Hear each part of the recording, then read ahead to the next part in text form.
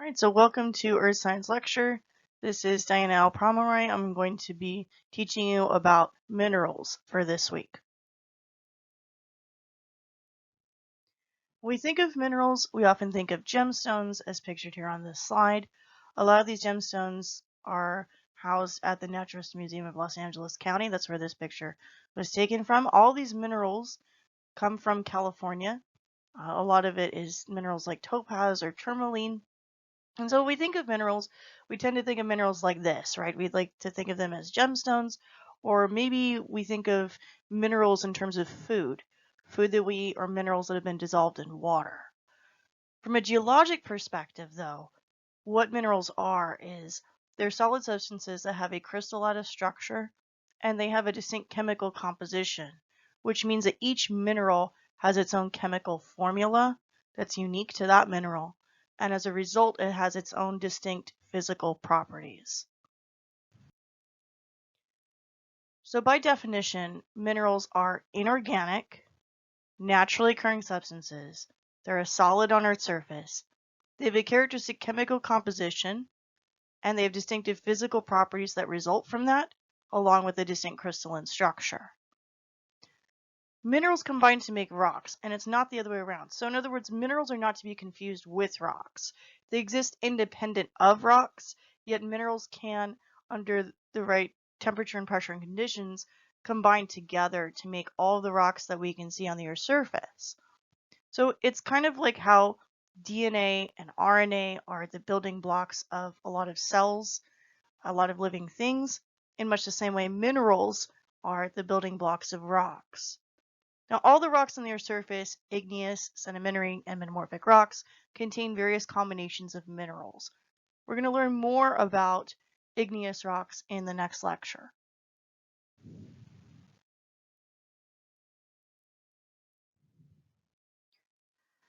So minerals, like all substances on Earth's surface, are made of atoms. Atoms are made of three particles. They're protons, neutrons, and electrons. Protons and neutrons are located in the nucleus, or the center of the atom, and added together, protons and neutrons make the mass of the atom. Now, the number of protons in an atom are fixed.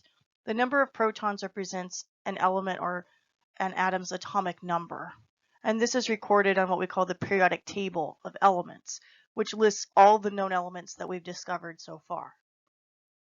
The number of neutrons in an atom is variable. And what this means is that because the number of neutrons can vary, some atoms can destabilize. They can break down over time because of this.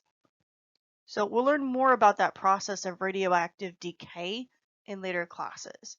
But for now, just note that the number of protons in an atom are fixed. That's its atomic number on the periodic table. And the mass of each atom is determined based on the number of protons and neutrons in an atom's nucleus. Orbiting the outside of every atom are very small negatively charged particles that are called electrons. Their electrons are often housed in shells that are surrounding the nucleus of the atom, and it's the outermost electrons that we're concerned with when it comes to minerals, because the outermost electrons are what cause bonds to form between atoms.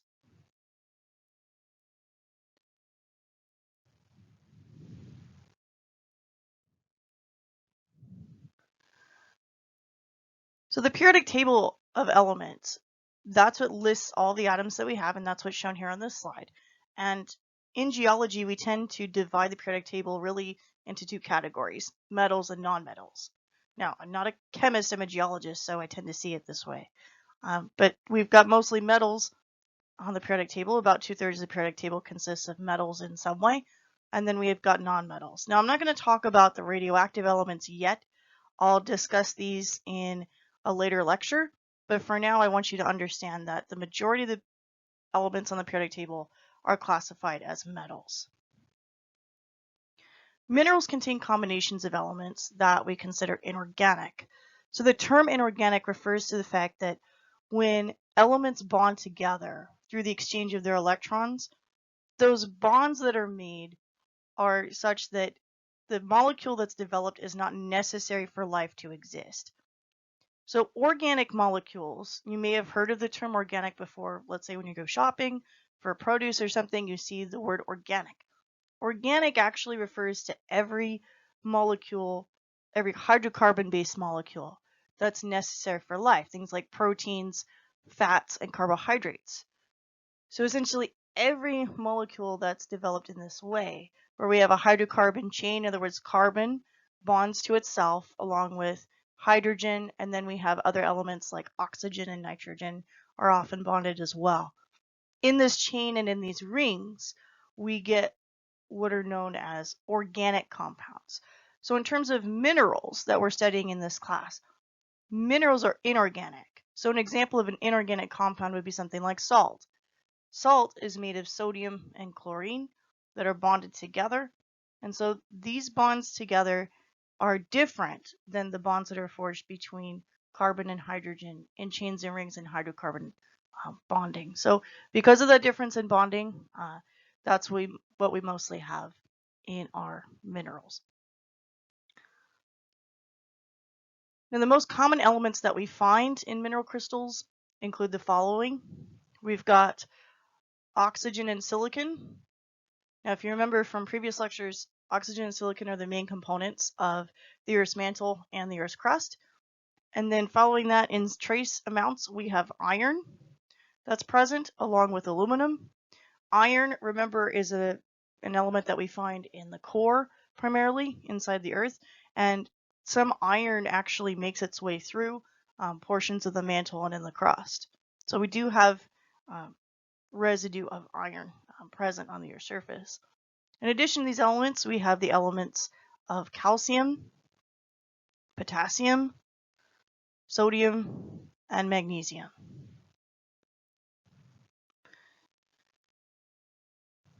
So all of those are the most common elements that we find in our minerals. Now keep in mind that there are other combinations that I'm going to be introducing to you in a few moments, but those are primarily the elements that we'll be working with. So you don't have to memorize the entire periodic table. You just have to know that those are the elements that we typically have in our mineral crystals. Now there's three major types of bonds that occur between atoms to develop minerals. One of which is not pictured here, and that's what I'm going to be talking about first. That's going to be the metallic bond. So in a metallic bond, what happens is that metals such as in gold or silver or copper, those metal atoms, those transition metal atoms, will bond to each other. They bond to themselves, they bond to each other. And in so doing, the surrounding electrons actually flow between the atoms.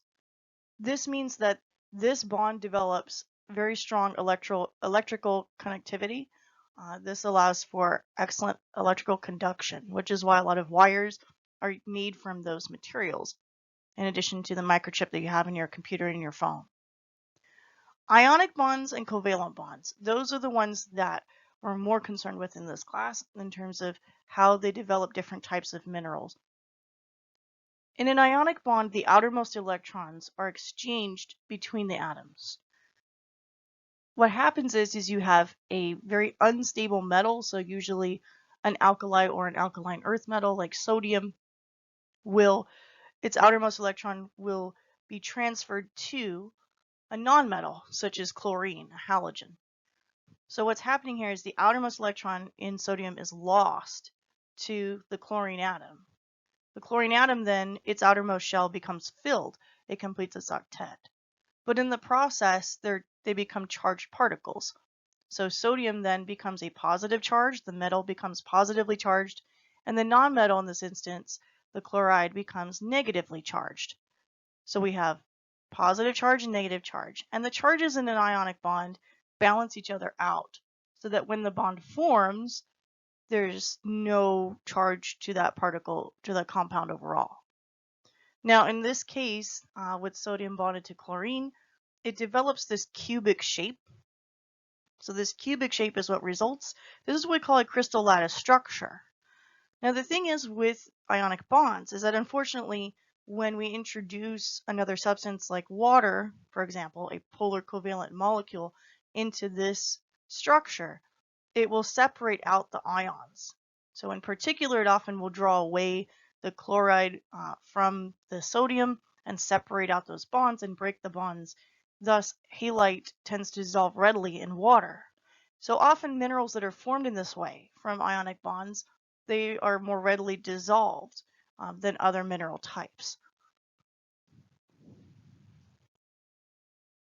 The next type of bond that we have in our minerals are what are called covalent bonds. In a covalent bond, the outermost electrons are shared between the atoms. So this is different than an ionic bond. In an ionic bond, remember, the outermost electron between the metal and the nonmetal is transferred so that the nonmetal completes its outermost shell, it fills its octet. In this instance, the outermost electrons are shared, so that way they both complete their octet at the same time. And this sharing process generates a different type of bond. It generates a stronger bond that we call a covalent bond. In the case of minerals, there's two that come to mind when it comes to understanding covalent bonds. And what's interesting about this example is that both of these minerals are made from the same substance. They're both made of carbon. Now, carbon is a unique atom in that it can bond to itself multiple times. It chooses to usually from the way that its electron structure is formed. So it generally will bond, it can form up to 4 bonds with other atoms, but in the case of diamond and graphite both, carbon bonds to itself differently. So in the case of diamond, it forms at incredible depth in the crust, usually in the bordering the mantle, and in this extreme depth, carbon as it bonds to itself and forms this structure, it'll form like a cage-like structure that's very difficult to break. This is significantly different than what happens with graphite. So graphite is also made entirely of carbon atoms, but the carbon atoms in graphite are bonded in rings, and these rings are then bonded together into sheets. What happens with graphite then is that when we take a specimen of graphite and you strike it against a surface, whether that's paper or any other kind of surface, it will leave a trail of residue. And this trail of residue is actually layers of carbon atoms that have been sliced off. This is where the term carbon copy comes from. It actually comes from the fact that if you were to write on a piece of paper that has a carbon paper underneath, the carbon paper would leave a trace on the paper below. And so that's where that comes from. So if you want to share that with your friends, that new knowledge, there you go.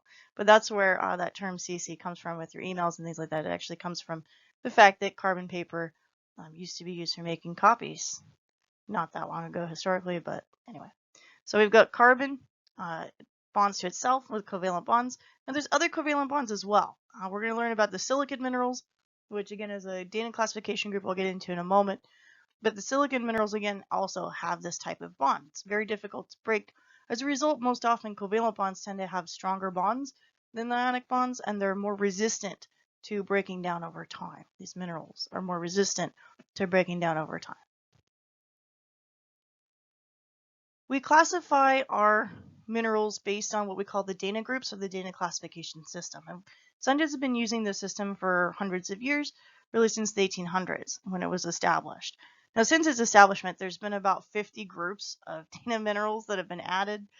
There's thousands of mineral specimens that exist in nature. And so for this class, we're just going to simplify the process a little bit. I'm going to refer to what we call the old Dana classification, the old grouping, to help you in understanding how we classify our minerals. Now, Dana classification is based on the chemistry of the minerals. It's based on their chemical composition, and this chemical composition is similar among different mineral types. So it's similar among different mineral groups, so we put them together in this way. The first Dana group that I'm going to introduce you to are what are known as the native elements. Native elements are minerals that are made of only one type of element. So in the case of gold, for example, it's just gold atoms bonded together. In the case of copper, it's copper atoms bonded together. So most of these are metals, but there's exceptions. So some other examples of minerals that have this classification include sulfur, and then also what we've already been introduced to, diamond and graphite. The next Dana group that we have are the sulfides. So with sulfides, what happens is you have a metal in the periodic table, usually alkali or alkaline earth, that bonds to a nonmetal, in this case, a sulfur atom. So when they bond together, they form this type of mineral crystal. So in the case of galena, which is not shown here, but also pyrite, which is shown here, we have iron bonding to sulfur with pyrite. With galena, we have lead bonding to sulfur. So sulfides, in the data classification, you have a metal bonded to sulfur. Next, we have the oxides. So in the data group, we have the oxides. Oxides, I've lumped together oxides and hydroxides, and I'm sure somewhere there's a mineralogist screaming, but that's fine. So I lumped together the oxides with the hydroxides here for simplicity's sake. But essentially, with oxides, you have a metal, again, usually a transition metal or metalloid or possibly a alkaline earth metal that bonds to oxygen, or it will bond to hydroxide. Hydroxide is oxygen bonded to hydrogen. Okay, so it's either bonded to just oxygen or oxygen and hydrogen together, forming a hydroxide. So there's many different minerals that fall into this category. In this class, there's only two that you need to worry about, which are hematite, iron bonded to oxygen, and corundum, aluminum bonded to oxygen. Corundum has gemstone quality specimens, varieties. Those are what we call ruby and sapphire. And I'll talk a little bit more about color variants with those later on. Often oxides form near volcanic areas, so where we have excessive volcanic activity, either hydrothermal vents in the deep sea or with subduction zones. That's where we tend to form these types of minerals. Halides are the next group of data classification, and halides are minerals that form when we have a metal, again usually an alkali or alkaline earth metal, that bonds to a nonmetal, in this case a halogen. Now the halogens include a column in the periodic table where we have fluoride and chloride, and so this bonding process again forms things like salt. So a lot of salts come from this category. So we have halite as an example, table salt. We have fluoride as well. You're probably familiar with fluoride in toothpaste, right? So we have those types of materials that are formed. Now halides are often found in association with the ocean because that's where most of our halite comes from. Most of our table salt comes from the ocean itself. As it slowly evaporates, it leaves these minerals behind. And so that's what happens. That's how these develop on our surface. Carbonates are, again, a huge variety. There's tons of carbonate minerals on our surface. The way that carbonates develop is we have a metal that bonds to a molecule. So in the previous groups, we were looking at metals bonding to single atoms. Now we're looking at metals that bond to molecules. So the carbonate itself is a molecule where we have carbon bonded to at least 2 or 3 other oxygen atoms. And so a carbonate mineral contains this part of its formula. It has that carbonate molecule in its chemical formula. And so the most common one that we're going to find in our class is calcite, calcium carbonate. Now calcite is especially abundant in the oceans of today. If we didn't have calcite as part of a cycle in the deep sea, we wouldn't have climate like we do today. So we'll discuss more about calcite also when we discuss sedimentary rocks in later classes too. So calcite carbonates will make a comeback in later classes. Then we have the sulfates. So just like the carbonates, where we were looking at a metal bonded to a molecule, in this case now of carbonate, now we're looking at a metal bonded to a molecule of sulfate. So sulfate molecules are where we have sulfur bonded to 3 or 4 other oxygen atoms. And in this case, there's, again, just as with the carbonates, there's a lot of different minerals that fall under this category. But the main one I want you to focus on is gypsum. So gypsum is a sulfate mineral, and it tends to form in desert environments or again when oceans gradually evaporate over time. So gypsum is a sulfate mineral, again, often found in association. Sulfates and sulfides are often found near volcanic areas. Now, the difference, again, between a sulfate and a sulfide. Sulfide is sulfur atoms bonded to metals. Sulfate is that sulfate molecule, sulfur and oxygen bonded together to the metals. That's the difference between those. And finally, the last group that I want to introduce you to from the data classification are the silicates. Silicates are the most important minerals in this class. They're the most important ones that we need to learn about. There are tons of silicates on the Earth's surface. About 95% of all the minerals that exist on Earth are silicates. And so those silicate minerals are further classified into different groups. So we've got the inosilicates, the neosilicates, the tectosilicates. You don't have to worry about that for this class. The only thing you have to understand is that silicate minerals are comprised of this base chain of what we call silica tetrahedra.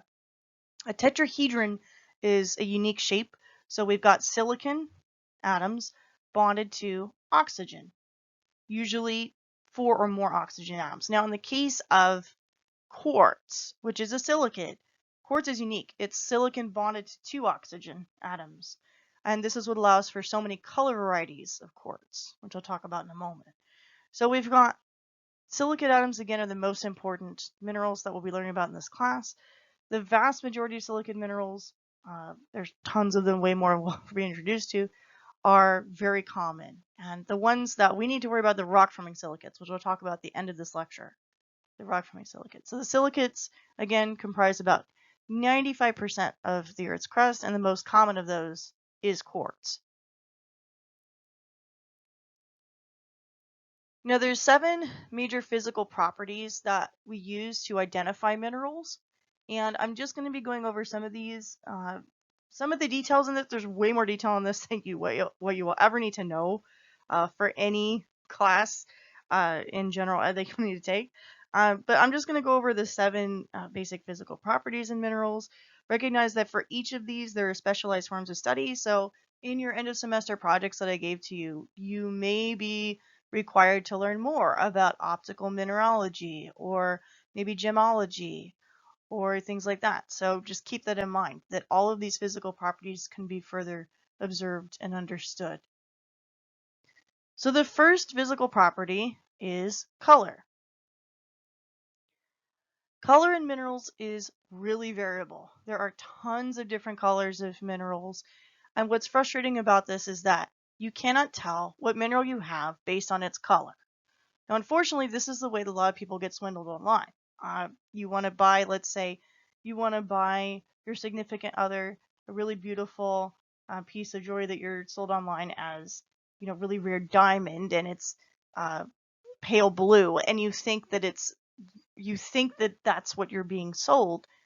But in actuality, if you were to look at the chemistry of it through a device called a mass spectrometer, which separates out atoms based on its mass, and if you were to take a look at it from a chemical standpoint, even though the gem that you're being sold is blue diamond, in actuality, what you're being sold is a variety of quartz. And this happens a lot. Cubic zirconia is a good mimic of diamond. It's often made in the laboratory. So we can mimic different aspects of physical properties in minerals, especially color. Color is one of those things where you can easily dye minerals as well. But all the specimens that I'm going to be showing you on the slides and everything that you'll be introduced to in this class anyway, these are genuine specimens on Earth's surface. So color in minerals is really variable. And so what this means is that it's non-diagnostic. So in other words, you can't just look at a mineral that's pink and go, that's rose quartz. And you can't do that because there are tons of varieties of other minerals that are pink too. So the reason why minerals have distinct colors is twofold. First, it has to do with their chemistry. Again, it has to do with their chemical formula. It's how the atoms have bonded together. Sometimes when minerals form at depth in the crust or in the mantle, there's enough space between the bonds in the structure where additional minerals or additional elements can make their way through. And when this happens, this can distort the color that's being absorbed. And remember, the color is due to wavelength, is due to wavelengths of light. And so we see different wavelengths of light at different colors. And in terms of mineral crystals, what happens is, again, you get an atom that makes its way into that main structure, and that can totally throw off the color of the specimen. An example of this is the Hope Diamond. The Hope Diamond, which we're going to look at when we go to the Smithsonian virtual tour in a few weeks. With that, there's going to be an atom of boron that's in that carbon structure. So remember, the diamond is made of this carbon structure that forms at incredible depth in the crust. You've got all these carbon atoms that are linked together in a cage, and a little tiny atom of boron decides to make its way in the middle of one of those structures. And because of that one atom being off, it's going to absorb red wavelengths of light and transmit blue to us. So the reason why it's blue is because of the presence of that one atom. Other times, minerals take on different colors, not just due to the presence of certain accessory elements like aluminum or magnesium or potassium, but also because of differences in temperature and pressure. Because the absorption of those other elements indicates that you've got a change in pressure and temperature. And quartz is a good example of this too. So different temperatures and pressures, you get different varieties of quartz, and depending on how much pressure and temperature is applied to the mineral as it's developing, you get different colors that form. And so quartz, corundum, and fluorite are what are shown here on this slide. Quartz has many different varieties. Those include rose, which is pink. We've got amethyst, which is purple, citrine, which is yellow, to brown, which is smoky, and sometimes gray as well. Corundum has two main color varieties. Those are ruby and sapphire, yet not all sapphires are blue. There's some varieties of sapphire that are more yellow, and there's some varieties of ruby that aren't as red. Some of them are more orange. And so there's some subtle color variation there too. So really, when we talk about ruby and sapphire, we're just talking about color varieties of corundum. Same thing with quartz. When I say something like amethyst or citrine, I'm actually talking about a color variety of quartz. Fluorite also has many different color varieties, which is why you're able to have toothpaste with all different types of colors. It's because of the fluorite powder that's used to make that. The next physical property is very complicated. I'm only going to give you a brief overview of this concept. If you'd like to know more, I can give you links on Canvas about it. But crystal habit or form or structure is the shape that a mineral takes on based on its molecular chemistry. When atoms bond together, there's a distinct angle at which they form. Different bond angles result in different geometries or shapes. And this applies not only on the molecular level, but on the physical level. So with these crystal forms, there's actually 6 different crystal systems that we can use to classify our minerals further. So in addition to their chemistry through data groups, we can also classify minerals based on their shape, based on their crystal form. Now for this class, I don't want you to stress too much over this. I just want you to understand that out of those 6 crystal systems, there's really only one I want you to know. And those are what we call isometric. Iso meaning same, metric meaning length. So same size. Cubic is the form I want you to know. And the only mineral really that forms a cubic shape is halide. Now understand that in nature, aside from these crystal systems, there are other forms that crystals can take. And again, this is dependent on things like heat and pressure and where those crystals are developing on our surface at the time. In addition, how much time it takes and how much heat is being applied over time, all of this has an effect on the shape of the crystal that will result. The next physical property of minerals is what we call luster. Luster refers to the way in which light will reflect off of a surface. Luster is how light reflects off of a surface. There's 2 lusters that we can observe in mineral specimens. The first is metallic. So metallic means that the mineral itself has a solid surface. It's opaque. Opaque means that light doesn't pass through it. So it's not translucent, which means light passes through it, like glass. Light passes through glass. In the case of opaque, it's like light hitting off the surface of a wall. It's just going to reflect back. It's not going to pass through. In the case of a metallic luster, that light as it hits that surface is going to reflect back in all directions, so that no matter which way you rotate the sample, no matter which way you rotate the specimen, light is going to continuously reflect back, giving a shiny appearance. So this is very much like light bouncing off of the surface of, say, a soda can, like an aluminum can, or maybe the chrome on your car. It's going to reflect back no matter which angle you're looking at it. And that's what we call a metallic luster. So some examples in nature include gold and silver. Those are some excellent examples of minerals that have metallic luster. Another example would be hematite. Hematite actually has a metallic luster type where it looks like glitter. It continuously reflects that light off its surface. Then we have non-metallic. So non-metallic is the next luster category, and it's very common. In fact, this is the more common of the two. Most mineral samples that you find in nature and in laboratory are going to be non-metallic. So in the slide, I've got some examples here. I've got quartz, tourmaline, and opal. All of these are examples of minerals that are non-metallic. So what happens here from a molecular standpoint is that as the wavelengths of light, as the light hits the surface of the specimen, if you rotate the specimen in a certain direction at a certain degree, light will actually stop being reflected off that surface. This is what we call the extinction point. And so this is what happens when light just stops reflecting. And so quartz, tourmaline, opal all have this, and some, building on this, some of non-metallic minerals, because of their inner structure, because of their fibrous form, they actually can reflect light back, but only briefly. And it's through what we call a flash of color or a play of color. So sometimes that happens where light can reflect back, but it's not the same as metallic luster. So it's a little different in that sense. So these minerals can either be opaque, they can be solid, like hematite. The standard hematite is like reddish brown. It looks like a chunk of maybe paint or something that's dried overnight. And then we've got translucent. So quartz, for example, can be translucent. Light can pass through that and reflect back as well. So those are examples of minerals that have a non-metallic luster.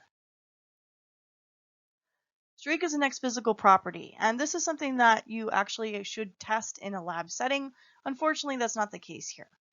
But streak is something that is not really that common. Not a whole lot of minerals produce a unique streak on a surface. So some minerals, when you hit them against a surface, usually a plate of porcelain that we call a streak plate, it will produce a distinctly different colored residue. And so that's what we call a streak. So in the case of pyrite, which is shown here on this slide, pyrite is normally this beautiful gold color, right? Metallic luster. And let's say that you have a specimen of gold and you're not sure if you've got fool's gold or if you've got pyrite. One of the safer things to do is take the pyrite specimen and you strike it against the porcelain plate, the streak plate. It will produce a black to greenish streak. That's what makes it different. In addition, it's got a different density or specific gravity, but okay, it's got a unique streak. Hematite's the same way. Let's say you've got a silvery luster type of hematite and you want to compare it to a silver looking piece of galena or lead sulfide, and you don't know what it is. You can't tell by looking at it. The way to test that again is through streak. Hematite will always streak red-brown. So you take it and you hit it against the streak plate, it would always produce a red-brown streak. Now again, not all minerals do this. In fact, most of them don't. Either because the mineral is too hard, so when you hit against the streak plate, it's just going to leave a scratch, or it's not going to leave a streak at all, or it leaves a streak that's the same color as the streak plate. So streak is one of those things where, kind of like color, it's not really going to help you in identifying your mineral most of the time. The next physical property that we have that we often use to identify minerals is hardness. Hardness of a mineral is its resistance to breaking down over time. In nature, UV light, rain, fires, All of these things can readily break down and destroy minerals. We can measure how durable minerals are based on what we call Mohs scale. Generally with Mohs scale, the greater the value of hardness, the more durable that mineral is going to be over time. Now, that's not always going to be the case, but for the most part it is. So we often test this in the lab by taking mineral samples and striking them against each other. So again, for example, let's assume that we've got two green minerals and you don't know which one is fluorite and which one's quartz. If you take the mineral that you think is quartz and you strike it against fluorite, if it is quartz, it should leave a scratch on the surface of fluorite. So harder minerals leave scratches on the surfaces of softer minerals. Now in terms of Mohs scale, what I would like you all to do is to memorize it as soon as you can. So Mohs scale in order is numbered 1 through 10, and the minerals in order are talc, gypsum, calcite, fluorite. Those are all considered soft minerals. 1 through 4, talc, gypsum, calcite, fluorite. Next we have 5 through 10. 5 is apatite, 6 is orthoclase, which is a type of feldspar, quartz, topaz, corundum, and diamond. So again, 5 through 10, apatite, orthoclase, quartz, topaz, corundum, and diamond. What I recommend in terms of memorizing Mohs scale is to develop what we call mnemonic device. What you do is you've got your order, 1 through 10, you've got the first letters of each of those, and create a silly sentence using the first letters. This process, again, will take a little bit of time, but I do recommend that you do this for the class to help you in remembering Mohs scale. Remember also, again, that the harder minerals, if you strike them against the softer, will leave a scratch on that surface. The last two physical properties that we have are cleavage and fracture. Cleaving something is to break it in half and split it apart evenly along a central point. Minerals have a geometric plane. Okay, so remember that minerals are made of atoms, and atoms are bonded together in a certain way, usually ionic or covalent in most cases in our minerals. So what can happen is that not only do minerals have atoms that form at a particular bond angle, but there's a way in which those bonds can be broken, and that's typically along a flat plane, a flat surface. So some minerals can actually split apart evenly along a flat surface, and when this happens, they produce a distinct shape. In addition, usually this is either in one or more directions. So in other words, the plane can be shifted, or there's multiple planes along which a mineral can be cut. So it can shatter in a certain way and develop a distinct geometric shape when it breaks. So the minerals that cleave are shown here on this slide. And really the best examples out of these are going to be halite and calcite. So halite and calcite both have cleavage in multiple directions. Halite has cleavage in 2 directions, or 3 directions, excuse me. Halite has cleavage in 3 directions, and when it breaks, when it cleaves, it will always break into cubes because of these planes of cleavage that pass through the mineral. Same thing with calcite. Calcite, though, only has cleavage planes that cut so that it cleaves in 2 directions. In this way, it makes a rhombus type shape. So halite makes a cube and calcite makes a rhombus because these minerals cleave. Now diamond also has a plane of cleavage, but it has to be struck at a particular angle in order for it to cleave. Most harder minerals, including quartz, don't cleave. Instead, they fracture. So some minerals cleave and some minerals fracture. In the case of quartz, it fractures. Fracture means that it shatters. So think about when glass breaks. When glass breaks, it really breaks into even shapes. In fact, it often shatters into uneven pieces. And this process is known as fracture. So that's what we see here in this image. We've got a piece of quartz that's been shattered or fractured. Aside from the main physical properties, we also have some other physical properties. Aragonite and calcite are actually the same chemical formula, they're just a slightly different mineral in terms of how they form. Aragonite is a mineral that can fluoresce. So in other words, fluorescence has to do, again, with wavelengths of light, in particular the absorption and reflection of light of UV radiation. So aragonite can fluoresce, it can absorb and reflect UV radiation back to us so it glows in the dark. Calcite is unique in that it reacts to hydrochloric acid.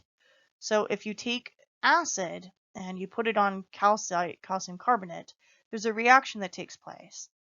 Hydrogen bonds to the carbonate and makes carbonic acid, and that will in turn gradually develop into carbon dioxide gas.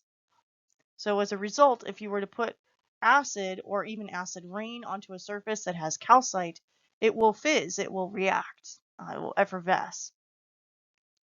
Some minerals, like I mentioned to you previously with luster, some minerals, because of their habit or their form, they have fibers that run inside their surface. And these fibers allow for a phenomenon called play of color or chatoyancy. So in the case of tiger's eye, it's a form of quartz that has fibers. And that quartz, as it is rotated, the light will be reflected and refracted off that surface. And in so doing, it will produce these flashes of yellow. And so it will go from a dull color to a bright color. If you check out my Twitter feed, I have a picture of labradorite, and labradorite has the same property. Labradorite is a feldspar, and it has what we call a twinning surface. It's got lines on its surface, and in this way, it can actually absorb and reflect different wavelengths of light, and making it have this beautiful iridescence in the light. So it's called play of color or chatoyancy. So some minerals have these unique physical properties. There's more to this. Some minerals like quartz are what we call piezoelectric, which means that they're able to store and transmit energy. This is the reason why quartz is so important in terms of radio transmission and later on in terms of our technology that we've used. It all is based on the absorption and reflection and transmittance of energy, that property that quartz has, again called piezoelectricity. So those are some physical properties. Other than that, we can do further testing with minerals. Some minerals have a distinct taste. Some minerals have a distinct smell. So sulfur, it has a very nasty smell. It smells like you've left eggs out for a while. And then halite, of course, is salt. So it's got that salty taste to it. Now, by the way, if you're still doing lab, don't taste the specimens and only do any kind of chemical tests under supervision of your instructor, please. Let's move on. So again, I mentioned to you previously that silicate minerals are the basis of all of the rocks in the rock cycle. Understand that carbonates also make up sedimentary rocks, but we're going to start off our discussion of rocks with igneous rocks. So the next lecture, I'm going to talk more about igneous rocks, how they form from different pools of magma and or lava, and how different partial melting rates produce different types of minerals that form at depth. So this process of forming these minerals is developing two major categories in our igneous rocks specifically. So in igneous rocks, there are two major types of minerals. We classify these as felsic or mafic. All of the minerals that are listed here are silicates. So all the minerals that we're going to be learning about in association with igneous rocks are silicate minerals. Different combinations of these silicate minerals under differences in temperature and pressure produce the different types of igneous rocks that exist. So this is exemplified by Bowen's reaction series, which again I'll talk more about in the next lecture. Bowen's reaction series again has to do with differences in temperature and pressure in the crust and mantle, and that's where these minerals will solidify out of magma solution. So they do at different rates, and because of those differences, we get different types of rocks. So we get granites more at the Earth's surface versus basalts, which form at greater depth.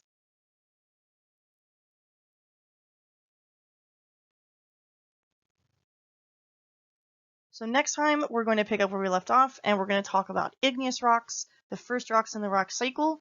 I hope that we have enjoyed this lecture for minerals, and I will catch you at the next lecture on igneous rocks and volcanoes.